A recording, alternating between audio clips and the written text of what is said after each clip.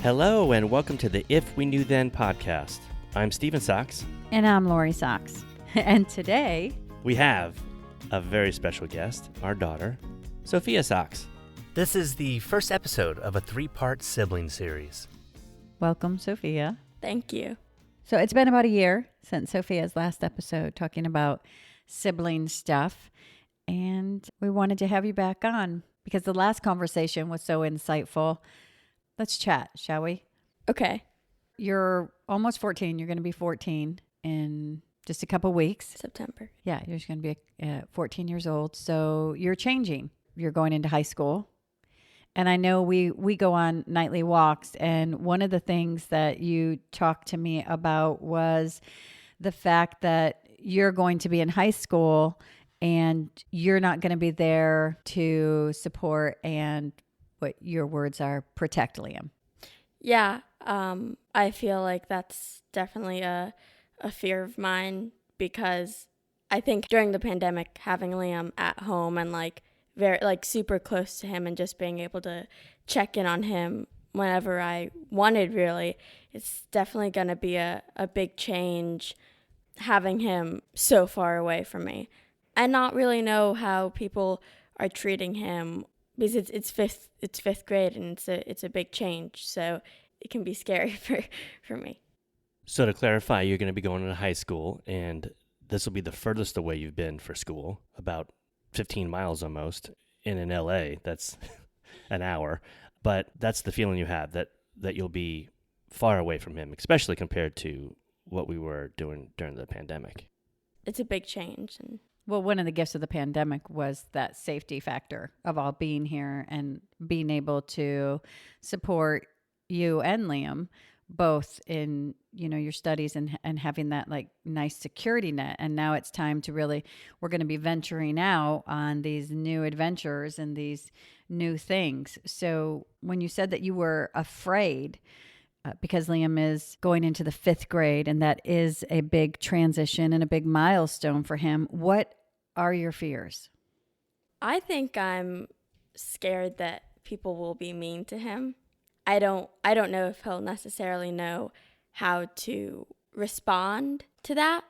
First of all, if he knows that people are bullying him, and if he does, how will he say no? And if he says no, will they listen? So it's definitely hard not to just have the comfort of, oh, I can be there, and if someone's being mean to you, I can kind of be the voice for you if you don't really know how to communicate. So do you sometimes feel like you have to be Liam's voice? Yeah, I do. I really do. Because I feel like most of the time people are really nice to him and understanding, but every now and then you get those couple of people who take advantage of him and just are like, well, he doesn't know how to communicate, or it's fine. They take advantage of him sometimes and just kind of think he's weaker than them, and so they use that as a thing to bully him for. How do you feel they take advantage of him? I think the ability of him maybe not to comprehend everything, that comprehend that he is being bullied. He really sees the good in everyone. You can take one of the meanest people and he'll be like, oh, well, I like their hair or their shirt or something, and really somehow be friends with them. But I feel like in elementary school and really in all aspects of life, people get jealous of that or they're scared of that because Liam's not very defensive. He's not mean back. So I think that kind of scares people. And so people will bully him because of that, because they think that, oh, if we're mean to him enough, maybe he'll stop being nice or whatever. I don't really know what goes through the mindset of those people, but kids can be pretty mean. Let's define bullying, because that's a good insight that you say that Liam maybe doesn't realize that he's being bullied. So my thought is that bullying then? Does bullying have to be just a one-way street, or to define bullying, do we need to have it both ways? Do you have to, someone could say something to me that was hurtful, very hurtful, and I just didn't get it. I was like, oh, or it doesn't hurt me.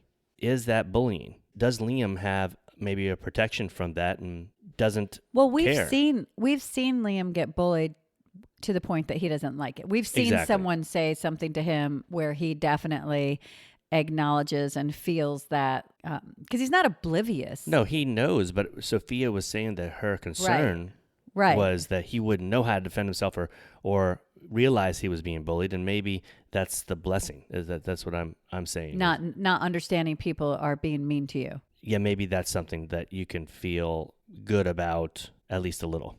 Well, I feel like that's something that I do. Like when you say that Liam has the ability to see the good in everyone, I think that's something, Sophia, that I'm always trying to get you to do that mind shift. That's what we're working on. Yeah, we're always working on finding that good and letting that good be the focus, because in an environment of inclusion, the same inclusion that we desire for Liam, that means that we need to cultivate that same attitude of inclusion in our entire family, in both you and Liam. I feel like Liam has that ability, that he does. I love that you said that he focuses on finding that good thing in a human, because that's something that can be hard for me. If an adult comes my way and they have a curmudgeon attitude, or maybe they're snarky, or, I don't know what's going on in their life that creates that.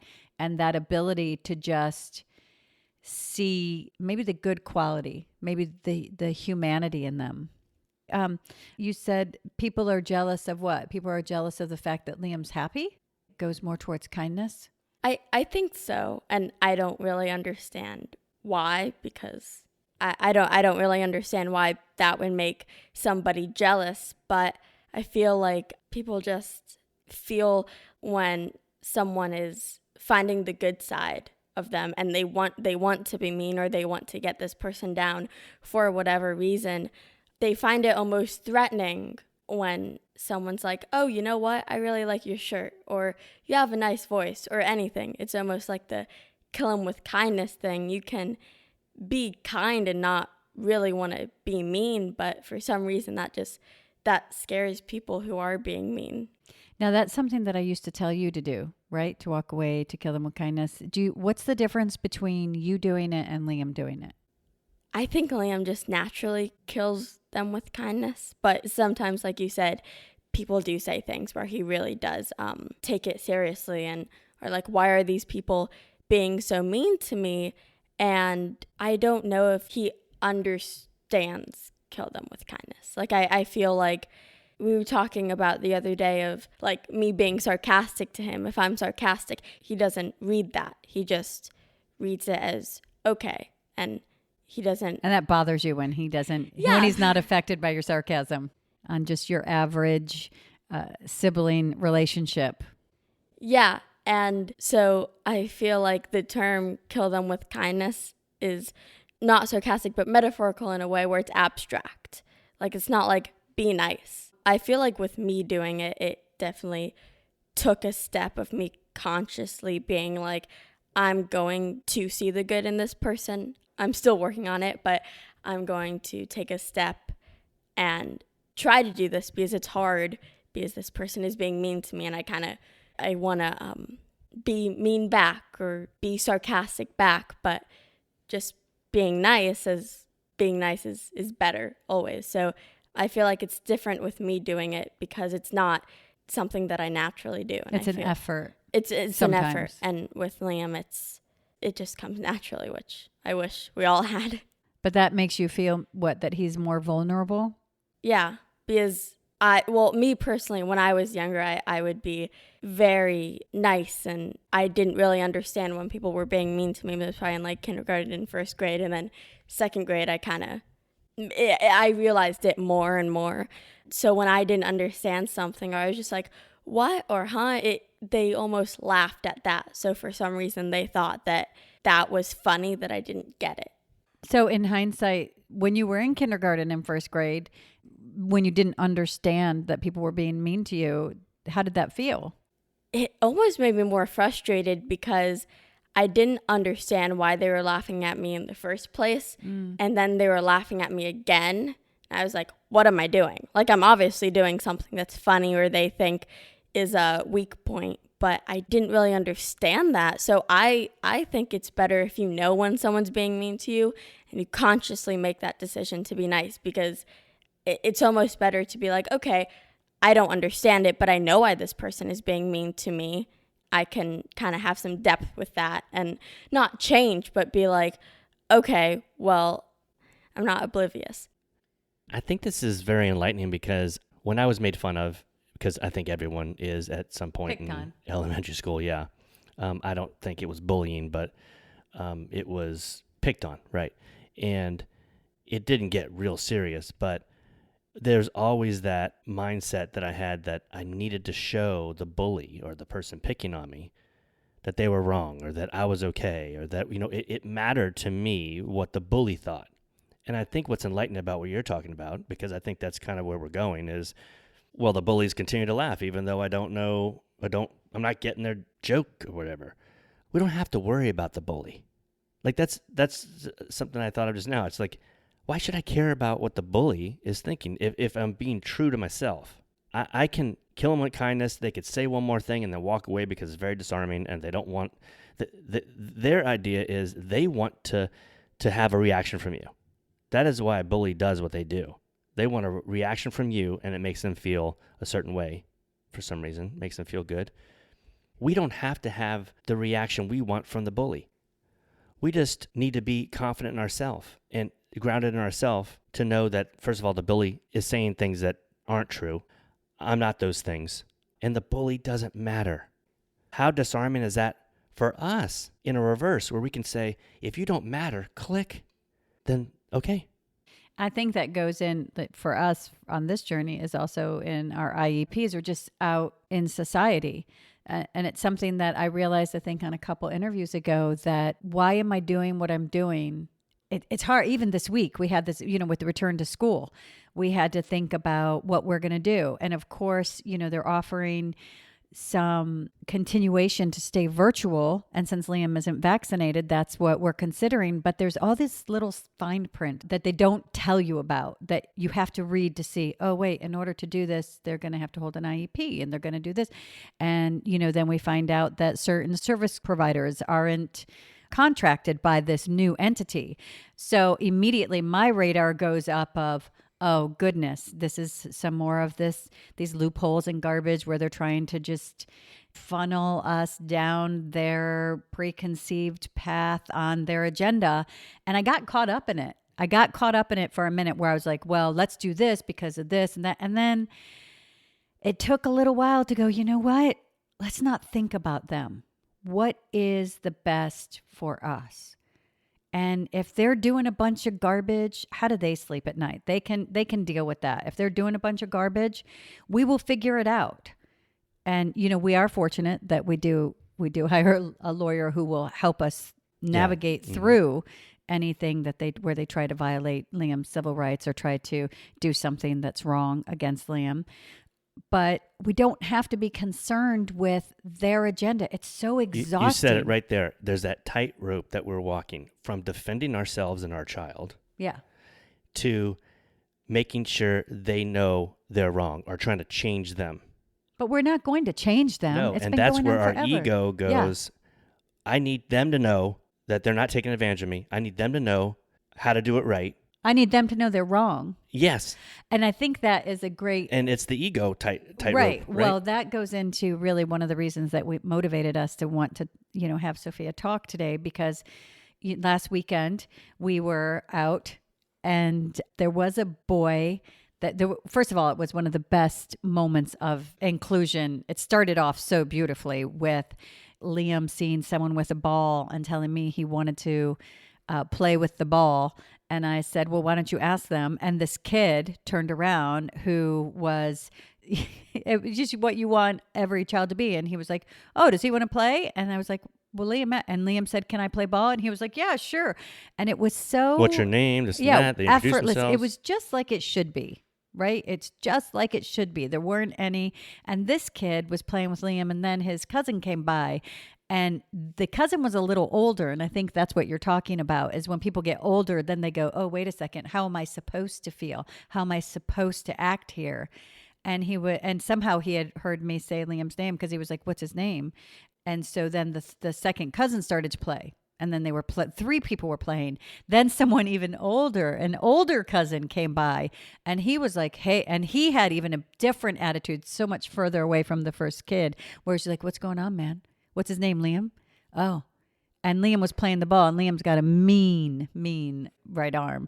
Yeah, he can throw it. And the kid who was probably the same age as Liam was like, "He's good."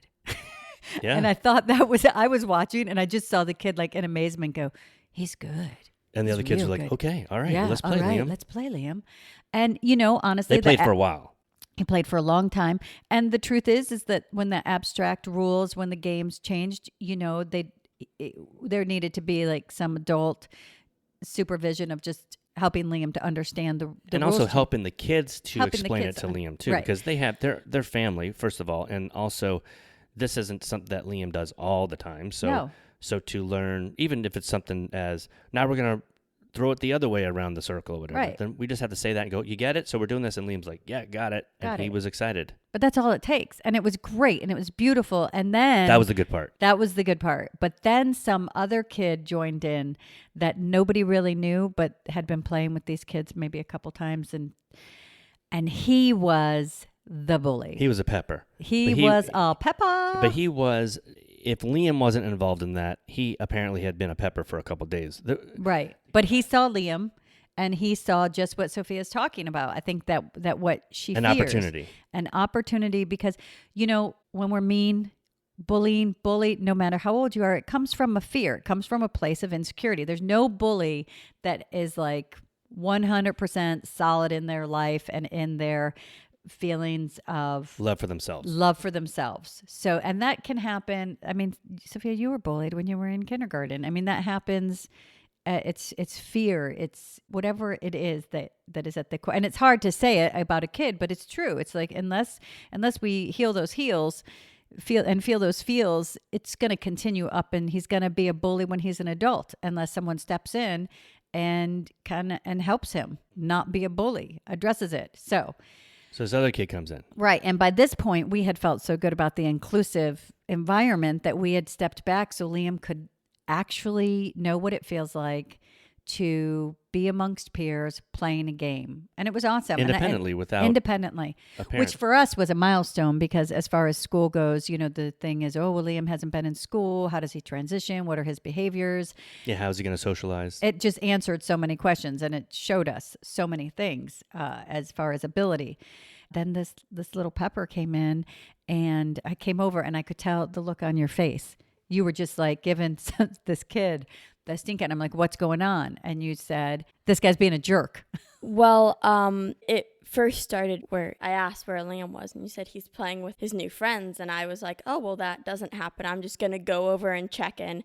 And everyone was being really nice. They're like, "Oh, are you Liam's sister?" I'm like, "Yeah." And I noticed this kid, and he kind of had this look, and I've become so protective where I kind of know that look, and I am very like, whoa. Like, I think we all know that look. So I decided to get into the conversation and play with them, and this kid just kept kind of poking Liam, or whenever he would do something that wasn't exactly the way the group was doing it, he would yell or get very aggressive. And I said, if you tell him not to do something and then keep doing it, to tell him not to do it, because sometimes that's how kids respond, like in a tickle fight or something. If you're like, stop tickling me, then they'll tickle the other person. And that's kind of how sometimes kids stop. But if you do something and you keep doing it, Liam's like, okay, this is just how we play. The game is still going. So nobody's defined the rules of the game. yeah. So And when you say poking him, you mean verbally? Yeah, verbally, just kind of with the sarcasm that obviously is abstract and just Yeah. doesn't land, right? So I tried to stay calm and just explain to the kid that you need to explain Liam the rules, and when the rules change, you have to say that the rules are changing, and if he does something, then you have to tell him to stop. And the kid was just like, screaming stop at Liam. Right. And I think that's when I came in. And the thing is that I came in as an adult figure and squashed it and explained it. And also because I have, as a parent on this road, I could explain to the kids one thing that I've learned from Liam is communication, to be aware, how am I communicating? Because I can't be doing one thing and at the same time be saying something else. And that is what was going on, is that they were saying one thing but doing the opposite. And I said, you're telling him not to do it, but do you understand that you are actually doing it at the same time? And they actually realized that Liam was very smart not to stop, because if he would have stopped, then that would have put him in a position where he was not equal with them. So why he continued to hold this cup where they were like splashing water is because no one else had put their cup down.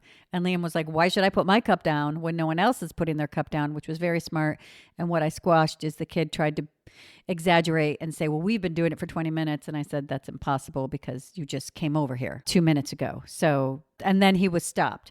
But my question is to you, because I came over and that was my role as the adult.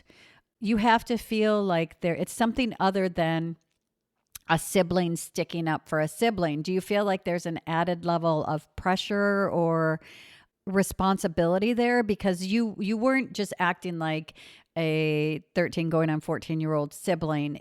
There was something else there. It was very heavy and weighted when I came over. Yes, I feel like with Liam, I don't know why. I've always been very protective of him, and not in like a regular brother-sister way. What is the regular brother-sister way? I think like if someone's being like super mean to the other sibling, you just come over and be like, hey, that's not cool, and then kind of walk away. I come in as a parent figure, and I'm very Why do you feel you come in as a parent figure? I don't know. It could be because I was bullied and I don't want that to happen to Liam, or it could be, I don't actually know. I can't. Like, how do you feel on the inside? I know parent figure was kind of my word, but how do you feel on the inside? Because I feel like I feel it's like this so angry that it's the anger is so hard to explain that it strikes a different nerve or something inside of me where I just need to like scream at whoever is doing it and completely shut it down and just really nail the kid or the adult or whoever. And the thing is that it doesn't matter the age. When you say adult, an adult has never been mean to Liam, but I know me, and I know that if an adult sometimes you get mad when you hear a certain tone from them. Oh, yeah. If I hear a certain tone from an adult, I have the same feeling as if a kid was bullying Liam. So I will scream at an adult. I will scream at a kid. I will scream at whatever age. It doesn't really matter the age. I've been trying to not completely scream and lose it, but how much of this protective parent-like that you like you explained, parent-like feeling, do you think comes from just naturally wanting to protect Liam, or you remembering the times you were bullied? I think it's half and half. I definitely want to protect Liam. It's not all. This reminds me of when I was bullied, and that's why it's definitely I want Liam. I think I want Liam to have a better, like not be bullied as much as I did, because I was bullied for the way I talked, and there was nothing I could do to change that. It wasn't like the way I dressed or whatever. It was just I couldn't talk. And the reason why Liam is bullied is, I think, because he has Down syndrome and people view him as weaker, even though he's not. People view him as weaker. He can't change the fact that he has Down syndrome. So I definitely see into that. And the feeling that I feel when someone's being mean to Liam is I want to become Liam for a second and tell them off and just tell them what they're doing wrong. And the fact that Liam doesn't do that is like, how can I do that for him? Which I can't do that for him because he's him and I'm me. But which is funny because we're all striving to be able to do what Liam's doing. We're all striving to not have to tell somebody that they're wrong, right? Yeah, but until I can personally do that, I think that, it will take a long time until I'll be be able to be like, you know what, Liam's got it. Liam knows how to, in his own way, how to protect himself from a bully, because he's never like, come home crying or, been super distraught about someone bullying him. I think one time it got really intense and he was just upset and he was like... And he never talked to that kid again. No. And he like, if we could do that, if we could just disengage Yeah. from the people who are mean to us, I mean, what a gift. Plus, he lives in the moment so much that it doesn't take a long time for that transition. If he gets hurt and he sees something, he's upset about it, and then he's like, you know what, I'm done with this, and literally like, you're dead to me, right? And so that's kind of what has happened. That has happened in the past, where then it's like, well, he's just not even going over that to talk to that He's kid so anymore. smart. Yeah, he is really smart in that way, and He doesn't put himself around. He really doesn't put himself around people that he would feel aren't kind or threatened. Right. Or Liam lives so much in the moment, more than I think most of us do. That made me think of a time where whenever we go to get shots, I always constantly think about it. Like, whenever the second I hear about it, could be 3 days till then, it could be a week, and I constantly... We stopped telling you that far in advance. Yeah, but I used to constantly think about it, and Liam would know. He would either hear and he would just be like, he would say no shot and just not want to get a shot. But after I finished telling him, he wouldn't really have that added stress or added anxiety about getting a shot until we were at the doctor's office, and then he was like, I want to get it. But I definitely saw that and was like, I wish that I'll try to live more in the moment, because that's good for all of us. I think not only does he live in the moment, but I also see when he says no shot, like, I don't want a shot, and then you go, I know, but you're going to get a shot. He's like, no. Like, he really believes he's going to fight this. He's not going to get the shot. And then it's like, okay, here we are. We're getting the shot. And he's like, and then you say, listen, like you do to anybody, you're going to do either you say, this is going to take 1 second and then we're done. Or this is going to take 1 second and you know what? You can play with your iPad, or we can watch a movie at home that you like, or something, some reward like you do for any kid when they're getting a shot. Any adult. And then he makes the deal. Yeah.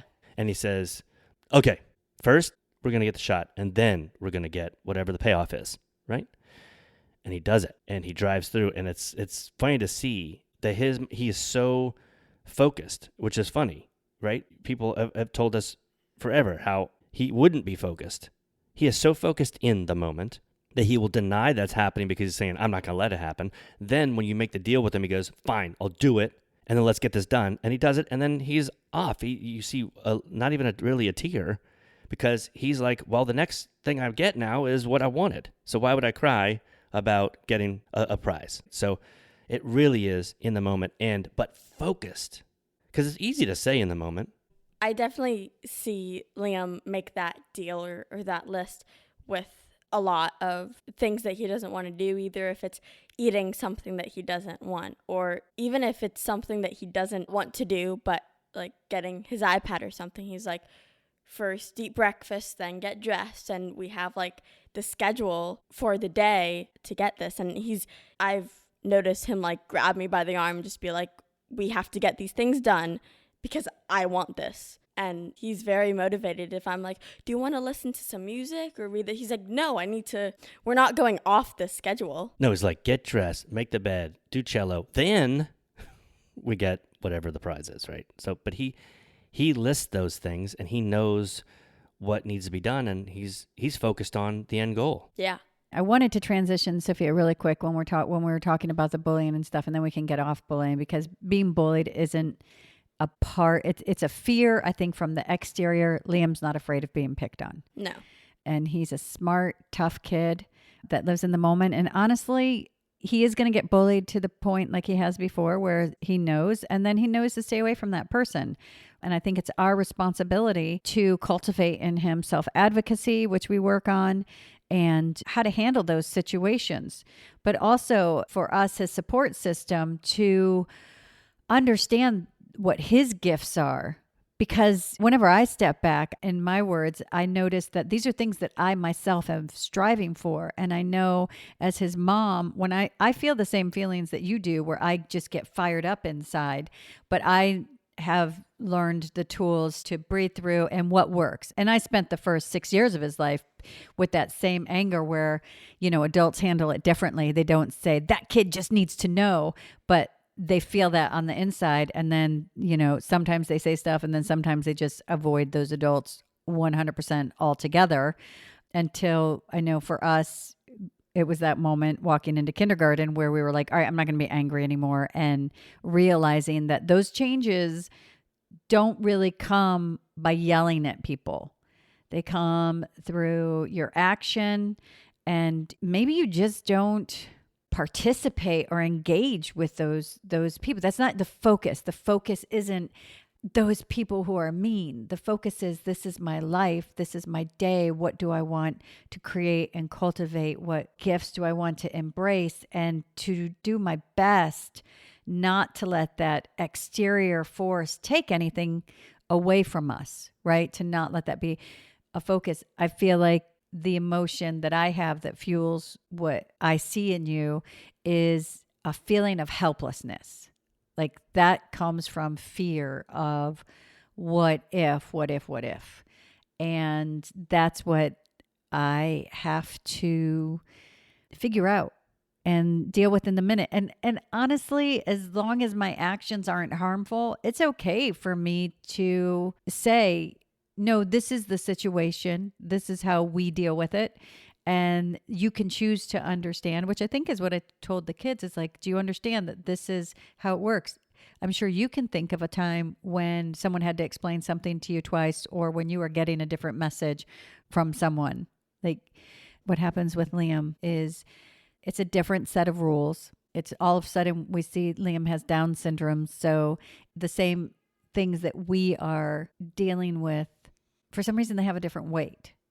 They have a different weight because Sophia deals with a bully and she works on being able to walk away or killing people with kindness, being kind instead, or finding the good in that person. And that is something as parents we work on. It's a conversation. Liam already has that. Liam has that gift. And for some reason, it becomes a negative. I feel like that, and as an adult, whenever I feel those feelings that I see Sophia feel, that passion, it's because I feel helpless. It makes you a great advocate, Sophia, I think is the gift, is because I've seen it become a part of you where you're just a great advocate.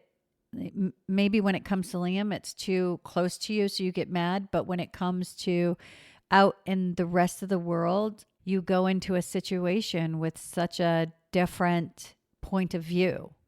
Like you could enter that situation where you weren't personally involved because it's not about Liam, and you say the right word. You create that sense of what is the right thing to do, what is the kind thing to do.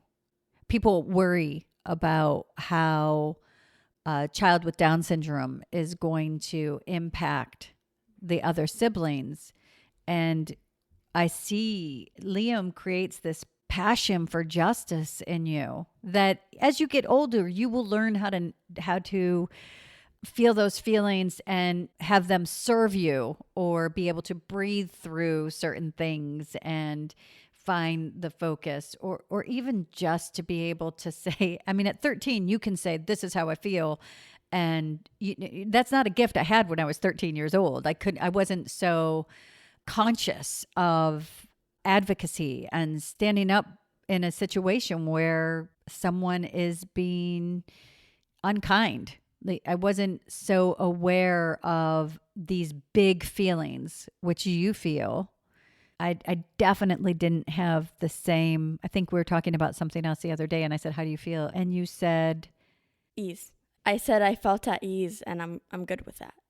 Which I never had that. I never spoke that sentence as a 13-year-old to say, yeah, I feel at ease with the whole situation, so we'll just move forward. Because it was a very challenging situation, and I just remember thinking, wow, that's pretty great. I have this friend who has a brother my same age, and when I used to think that when I said I had a brother with Down syndrome, or I realized that I had a brother with Down syndrome, it was like, well, people with siblings can't really relate to this, or it's so different, and I'm kind of on my own journey. But with this friend that I talk to, we talk about the same things, and she's like, does your brother do this? And I'm like, yeah, he does that. Another example was, we were talking about, some days our brothers are very huggy and like spending time with us, and other days we're like, good morning, and they completely ignore us and just don't want anything to do with us. But because we both have brothers, we're like, there's no middle ground. Like, I feel like I'm always in the middle ground, where I'm not like super affectionate, but I don't completely hate Liam. I'm just like, I feel new, like I love him and he's my brother and I'll sit next to him. But with Liam, it's either like, I hate you, or you're my favorite person in the world. And sometimes he just ignores you. Yeah. I mean, I don't know if it's necessarily like, I hate you, but it's like, I'm not going to talk to you today for whatever reason. And it was really nice just being able to be like, it's not just because my brother has Down syndrome, it's just having a brother who's 10 years old and having a sister, and just them being siblings. And it definitely brought like this refreshment of like, okay, yeah, I can like talk to someone and like get what they're talking about, and it doesn't have to be another brother that has Down syndrome. It can be anyone, which I feel like even when I bring up Down syndrome, they're like, oh, I don't know if it's almost like, oh, I'm so sorry, but it's like, I know the challenges you're going through, and there are challenges or whatever, but the sibling part of it, that just having a sibling, I think I said this last episode, is just having a sibling with Down syndrome is different in some ways, but isn't always that different, because it's just having a sibling and being able to live with someone for however many years and just kind of, get through it, and, or, just be like, hey, this day I'm feeling this, or this day I'm feeling that. And another thing that we talked about was, I thought that, oh, Liam can't tell me, I'm just not going to talk to you today, or you know what, you're my favorite person today. And I used to think that was just because he has Down syndrome and other brothers would share how they're feeling. But with this friend, it was just like, no, someday it's the exact same thing. They don't tell us. And I thought that was really refreshing, and just wanted to add that. Well, that's nice to hear, because, there was a time where it was just the three of us. And then your mom and I wanted to have another child for reasons. And some of those reasons were because we wanted two kids. And a little bit of that reason was we wanted you to have a sibling. I'm an only child, didn't have a sibling. And that was something personally I was looking forward to. And of course, knowing that child that we're going to bring into the world would have a sibling in you. And it's nice to hear that siblings are siblings. Well, I think it's the progress of the relationship is, for some reason, you thought because Liam had Down syndrome that when you said it, that it was going to be this totally different thing. And I don't know where that came from or where that idea came from, but to just realize that it's not about Down syndrome, which, like, for us, that would be kind of the message that we received when Liam was born, that it was going to be so different. And we have had the same revelation to where it's not because Liam has Down syndrome, although a lot of our challenges are specific to the Down syndrome, with the IEPs and the fight for his right to an education and dealing with, society's perceptions. But it's really just this, when it comes down to the worries, those worries are the same worries and concerns that we have for you. In some ways, they're less than that. And I think it's really nice that we've all come together to this place where we say, wow, it's not so different where it matters. Where it matters, I think, having a sibling or a child with Down syndrome, where it really matters, I think it just brings some unexpected richness to each of our lives. Definitely agree with that. And I feel like I used to always not blame, but if there's ever just a regular like sibling problem that is completely normal and happens with everyone who has a younger sibling, I would always be like, well, that's because he has Down syndrome, or he does this because he has Down syndrome. And it's very nice to have that realization of like having a sibling is the same as having a sibling. It's not, the Down syndrome does play a part in maybe different aspects of life, but it doesn't really change all that much. Do you remember when you had that realization? How long ago?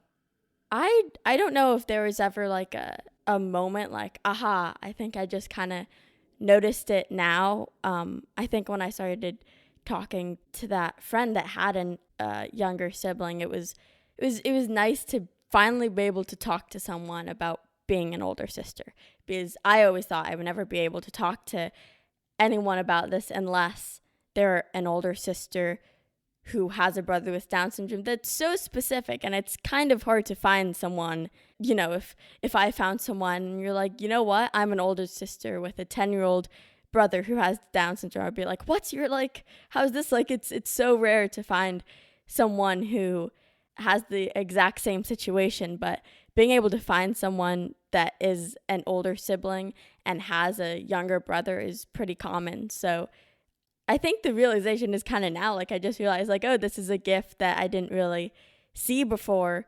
And I know that I used to define so much with my brother having Down syndrome. And I think I'll stop doing that now. Like, if I ever met someone, I'd be like, my brother has Down syndrome, and I'm telling you this because this is such a big part of my life.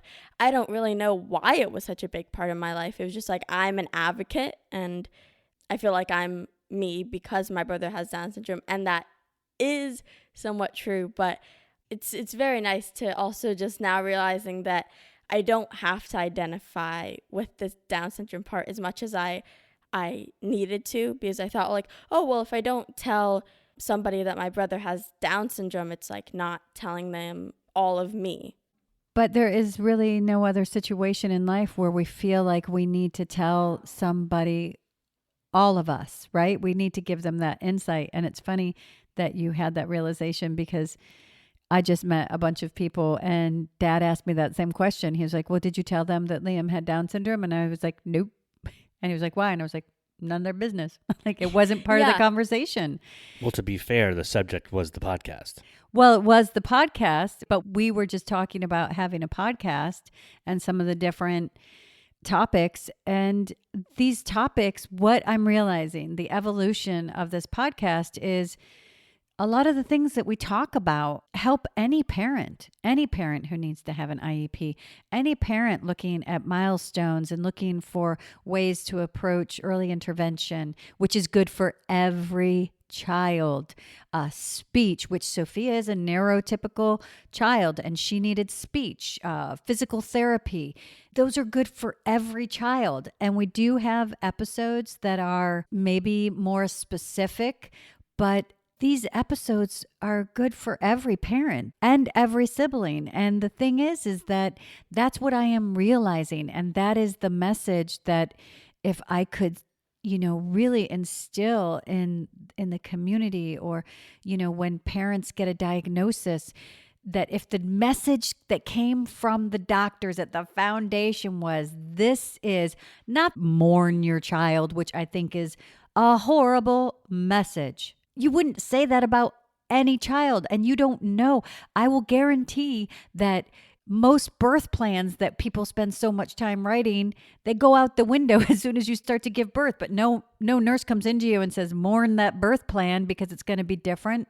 When you have a child, is it really what you expected? Did you ever really expect things? Like, are there things that are burned into your brain any day when you wake up? Does it ever unfold exactly as you thought? Probably not. Do you mourn that day? No, because normally it's something far beyond what you would have imagined, right? And even if a challenge is presented, it's all about how you feel. And for someone from the outside to imply what you should feel is wrong. You get to feel. Maybe you do feel like, oh, I'm glad that day's over. But it's not for, if your friend knocked on the door and said, well, this is how you should feel about it, you probably wouldn't talk to that person, right? You would just be like, hey, man, let me have my experience. and what I have realized, because we did receive those messages when Liam was born. And what we have come to the same conclusion, Sophia, the same evolution of thought, is that this journey isn't dictated by the presence of a chromosome, though that presence is beyond measure as far as the gifts and the richness it brings to life. I strive in so many ways, and I'm being serious. I strive in so many ways to be like Liam, to be present, to be kind, to know what I want. And then the other things, as advocates, as parents, we're there to give him the supports he needs to then cultivate that and help him to reach his potential. But we do it for you, Sophia. We do it for both of you equally with the same investment and with the same passion. I think it's great that we've come to this spot together in realizing that this journey isn't dictated by the chromosome, but that chromosome definitely brings so many gifts.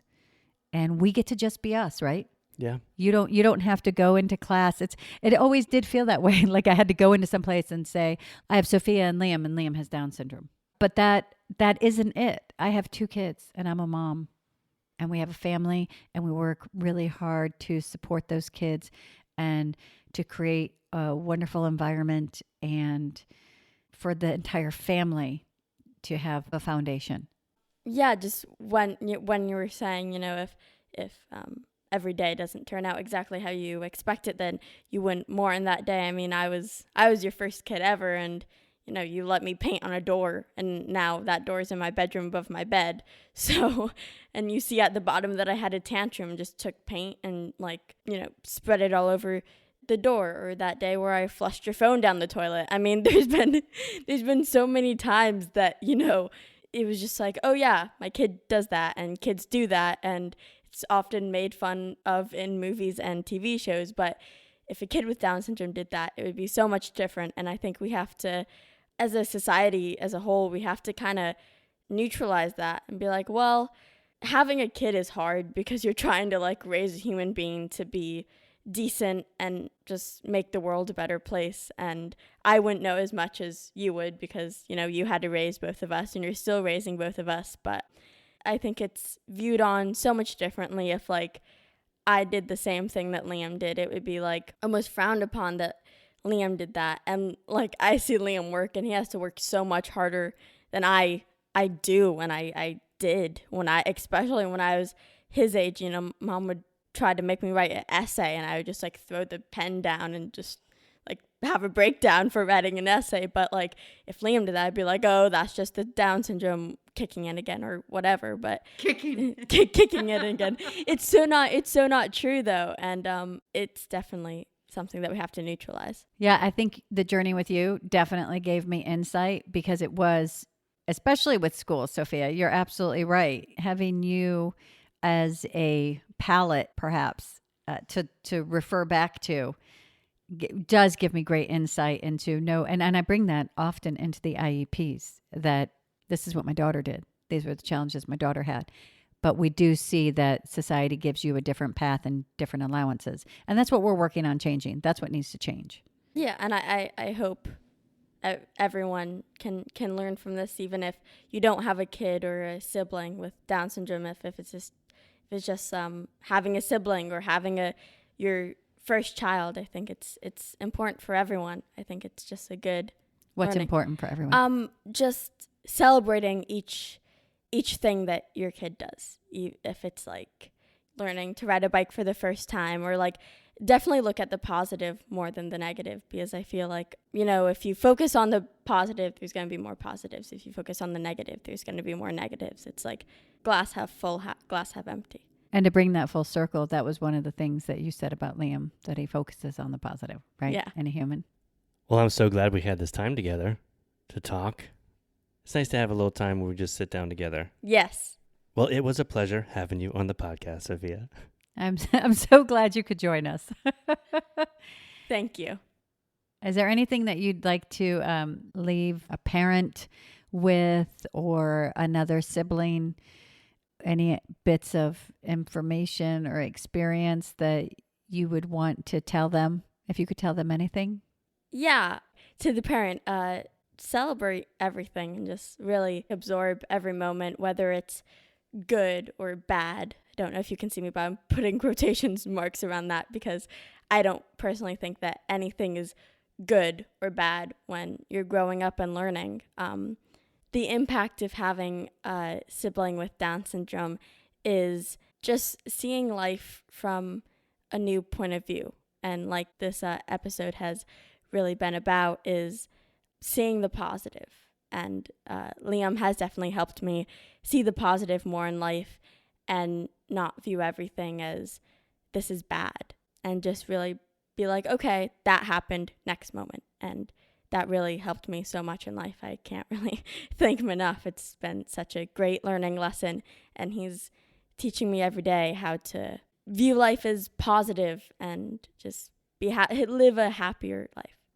And to the sibling to sibling, don't feel so separate from everyone, because whether you realize it or not, you're a lot like most siblings, and all the things that you're feeling, or the anger or the overprotectiveness, everything is completely normal and natural. And don't feel like I'm the only person in this and I'm the only person feeling this, and it's wrong to feel this, or it's strange to feel this, or no one knows how I'm feeling, because I bet a lot of people do, and it's just not something that we talk about a lot.